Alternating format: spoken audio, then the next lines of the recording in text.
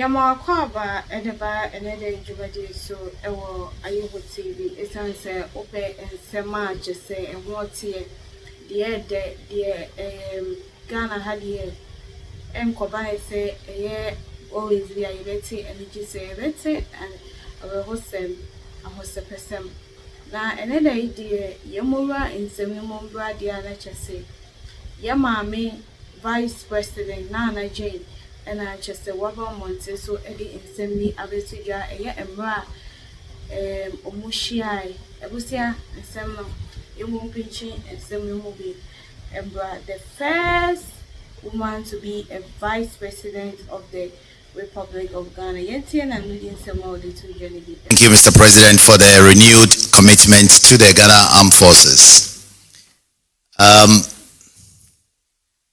It is now my pleasure to kindly invite Her Excellency Naana Jane Opoku-Agyeman, Chairperson of the newly sworn Ghana Armed Forces Council, to deliver her remarks. A round of applause, please. Thank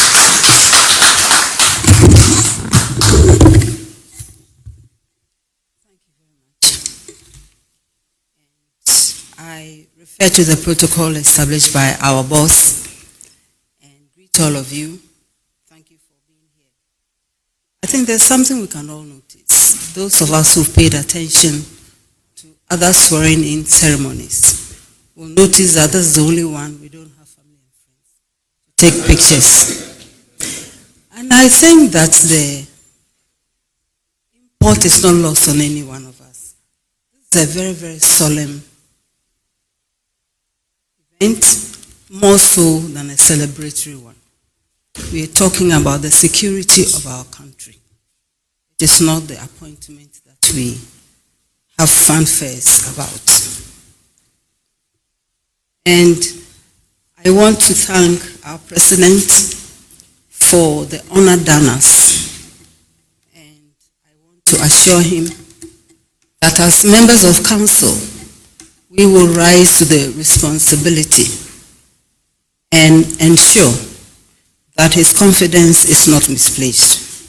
I think this is very important. As a council, we accept to serve diligently, loyally, with patriotic zeal to reset the Ghana and reset the Ghana Armed Forces too, to ensure that we have peace, we have stability for our beloved nation. So we want to ensure that the Ghana Armed Forces retain, sustain, and even extend its reputation, which is established globally. We are very proud of our armed forces, and we know that they have even further to go. Congratulations. And this is also the time to remember those who've come before us and all the roles they have played. And our pledge is to ensure that we strengthen and even add on to what they have established, which is very admirable and which we celebrate. And as an advisory council, as a council, we are in an advisory position, very separate from management, but ending with us. And this is something we need to take very important notice of, so we don't mix our roles. And therefore, we will ensure that we give sound advice on matters of policy, those that relate to defense, to strategy, including military budgeting and finance, administration, and promotion of officers above the rank of lieutenant colonel or its equivalent. We know that our country is facing some challenges in terms of security, our borders, even internal challenges. And therefore, we need to pay attention to all of these, even as we pay attention to our bilateral and multilateral relations in relation to security. They are all very important. There are times when we can't go alone. We have to follow an ECOWAS, we have to call on the AU, and we have to negotiate well to ensure that our people, the men and the women, return peacefully, return with all the knowledge that they have acquired in the process. We should also not be, we shouldn't forget about other illegal things going on in the country. We have illegal mining, illegal logging, illegal, unreported, and unregulated fishing piracies, violent extremism, terrorism. These remind all of us, even chieftaincy disputes, all of these should remind all of us that there's a lot of work ahead. As a council, we pledge to play a role, and we want to invite everybody to come along. Security, as they say, is everybody's business. We also know that we are facing, an economic crisis. That's what it is. And this has saddled the Ministry of Defense with a debt of 3.7 billion Ghana cedis, including a 275 million indebtedness to food suppliers. We need to improve infrastructure, including housing. We have a huge deficit. But we also know that there's so much capability in our military forces. And we also know the roles they can play towards advancing our 24-hour economy. The military doesn't lack talent or skill in any of our disciplines. So we call on you to support us.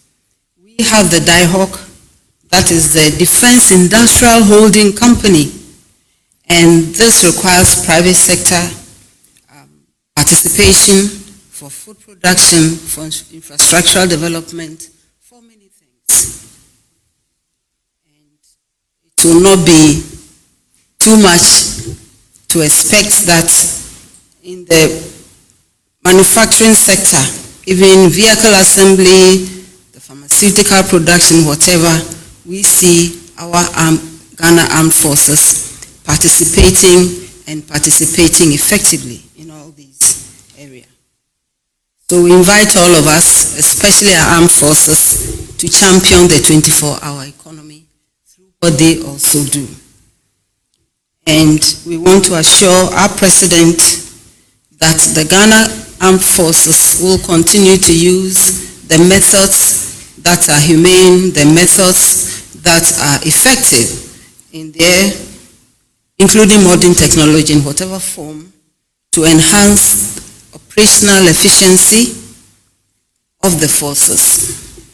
So, Mr. President, we want to thank you and we want to assure you that we'll carry the mandate you have reposed in us and we'll continue to dialogue with you whenever necessary. This is also the time for me to add my voice to what our boss has said in relation to the outgoing CDS and chiefs and service chiefs. We want to commend them highly for what they have done for this country. And we know that sometimes when you leave, your knowledge, your examples don't leave. And I mention in particular General Thomas Opompepra, the Chief of Defense Staff, Lieutenant General Bismarck Kwesi Onguna, Chief of Army Staff, Vice Admiral Issa Adam Yakubu, Chief of Naval Staff, and of course, Air Marshal Frederick Asarikwesi Bekwe, Chief of Air Staff. We want to thank you. God bless you in your immediate and remote activities. Thank you all for your kind attention.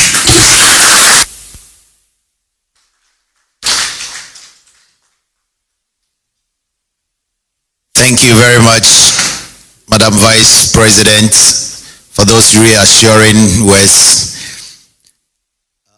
We've got into the photo section.